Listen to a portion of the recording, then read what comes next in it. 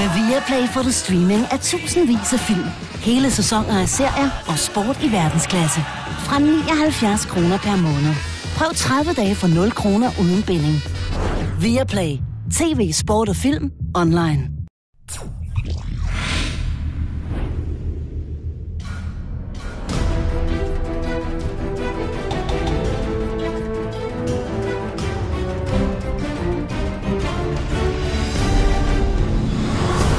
Velkommen til Filmz TV. Christopher Nolans tredje og angiveligt sidste Batman-film, The Dark Knight Rises, er netop udkommet herhjemme på DVD og Blu-ray. For et par måneder siden mødte Filmz TV filmens Oscar-belønnede lyddesigner Richard King, en af verdens førende lydmænd, som blandt andet har arbejdet på storfilm som Master and Commander, The Assassination of Jesse James by the Coward Robert Ford, Inception og War of the Worlds. Han står altså bag nogle af filmhistoriens mest mindeværdige lydsider. Hvem kan for eksempel glemme den frygtindgydende lyd, som rumvæsenerne laver i War of the Worlds?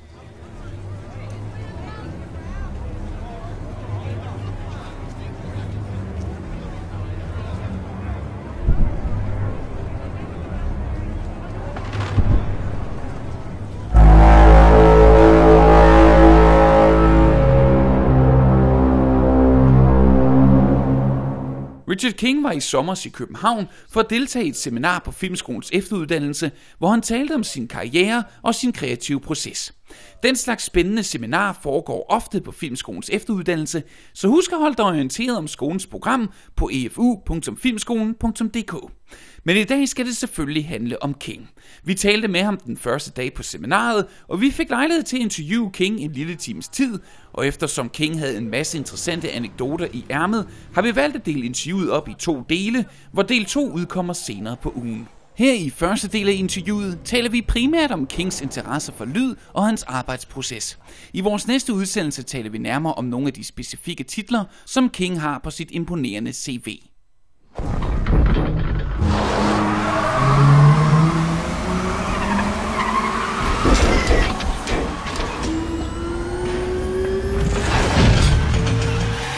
Goodbye.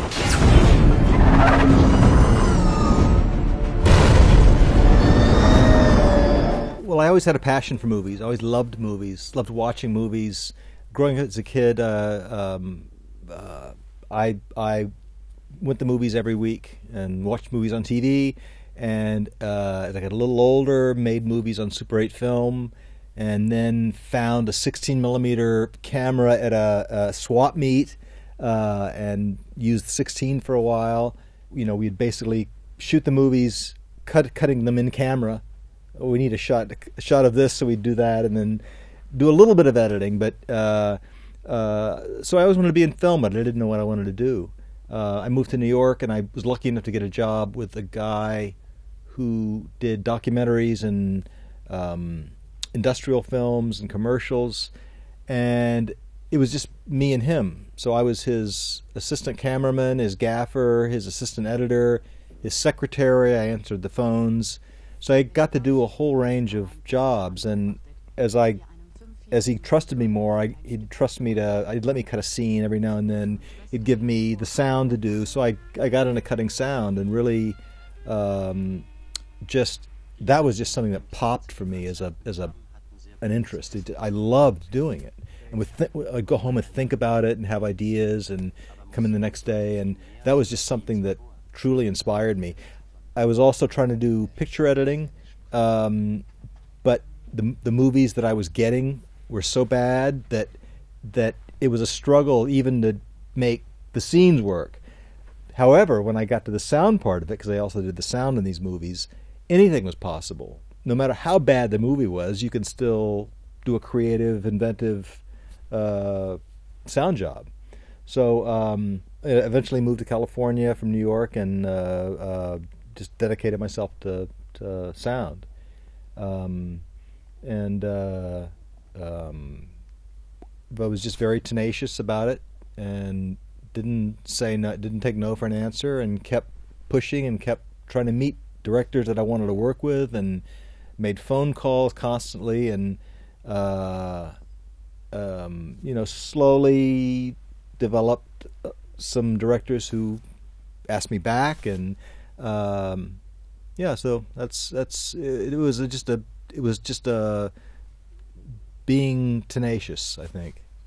Well, you start out with the production track. There is sound recorded when they shoot the film, and that's important stuff. You want the audience to feel like what they're hearing was recorded on the day. You want them to feel like they're experiencing something that really is happening. So you don't want to reveal that trick that it's all a house of cards, it's all illusion, it's all fake. The camera does lie. But we start out with that production track, which they concentrate on getting the voices recorded well, and nothing else, and reducing as much outside noise as possible. I get that track, and we begin the additive process of, it's like watercolors, like layering of sound on top to create the sense of the real world, because that mic is not picking up the real world, it's picking up the voice and some background noise. But you want sound that conveys a meaning, and so that's our job as sound designers and sound editors, is to create that world, which in some cases can be a fantastical world or a mundane world, or whatever the situation calls for. Integrating it with that production track. The mixer is the person that at the final step of the process works with the sound designer and the director to mix all the sounds together into a seamless whole with the music. We all look at the ebb and the flow of the sound and refine it and hone it. And one analogy would be the sound designer is the musician, is the artist, and the mixer is the record producer. They take the work that the artist has done and they turn it into a song. And for myself, others may work in a different way successfully, but for myself, I think that rules are an impediment in a way. I think you have to learn the rules first before you discard them, but you have to discard them. It's like I was talking with someone outside at lunch. Picasso had to learn how to draw extremely accurate portraits, really learn how to draw and see and draw before he could throw all that away and go off in the directions that he went off in. So I think you've got to learn. You certainly got to learn the technical rules, and then you've got to learn the quote creative rules. But then just throw them all away, even the technical rules at some point, because even the technical rules you can fudge those at times, and you can do things that you shouldn't be able to do, but you can get a good effect. So the rules are made to be broken, and I think it's what you feel when you watch the movie that matters. Nothing else matters. Whatever you need to do to get there. My attitude is always stop at nothing and just at least attempt to do everything you want to do to get it on the screen. And I think working from the gut is the rule. And so my speaking in this academic setting is not really appropriate. I'm not. But you do need to learn the rules first. So, yeah, I think it goes in. You absorb it at a lower level, at a deeper level, at a more subconscious level. For whatever reason, and I haven't quite figured that out. But I think sounds are something that maybe as animals we sense what's around us, but it's not conscious. It's unconscious, but we're looking for signs of danger. We're aware of what's around us, but sounds enter our consciousness at a lower level. Vision, we're much more visually acute and visually trained as a species, I think, than with sound. people listen to music and then it becomes a conscious focus of attention. But sound design in movies is, as we talked about before, is, well, that was there on the day they shot the movie. That's accepted as part of the scene that they're in. So you can get away with a lot of trickery and tomfoolery and monkey business by that. You have that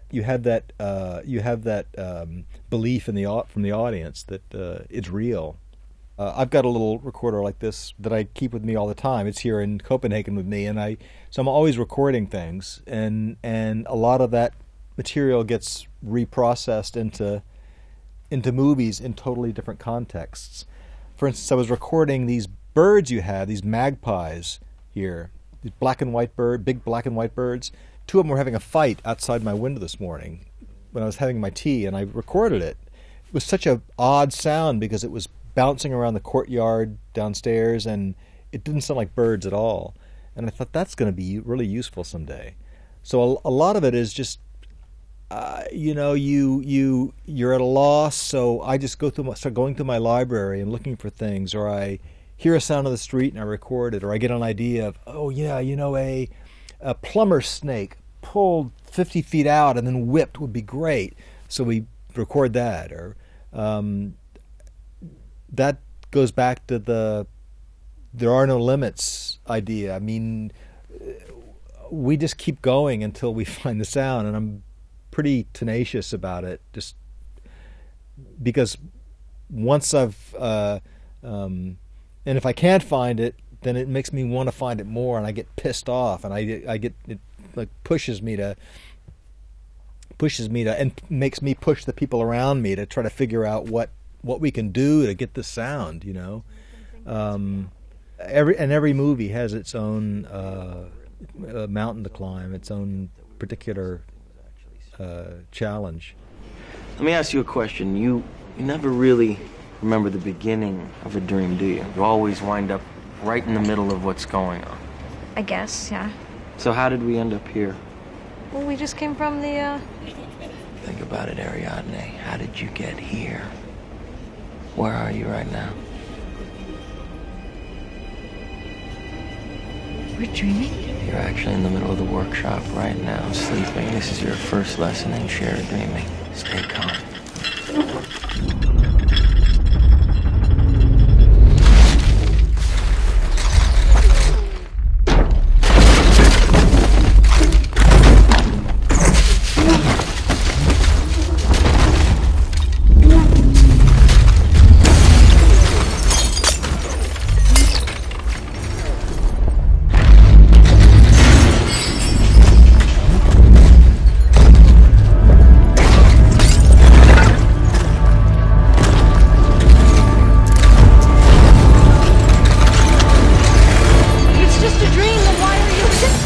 We think about how it's going to be played back in theaters a lot, and worry about it a lot, because we know that I've been in theaters where the subwoofers are out, or the left horn is out, so there's nothing coming out of the left side, and nobody pays any attention. They just accept that because it's part of that whole idea of accepting this is the movie, And if there's a technical problem in the theater, they accept that as the movie. And in some cases, that can be one example is I remember seeing The Perfect Storm, and the right surround in the theater was out. So in the storm scenes, there's this very kind of skewed angle in the cinema. It just felt like you were tilting to the left. That can completely spoil or diminish your perception of the film and your appreciation and enjoyment of the film. So I think it would be great if Dolby or somebody would be more diligent about. We need some sound police. We need sound police that will go to theaters and write out tickets for people that turn it down from 7. Husk, at du kan finde alle vores tidligere Filmz TV-udsendelser på Filmz under Filmz TV-fanebladet, og også på videovideo.dk, i iTunes og via vores gratis video-app.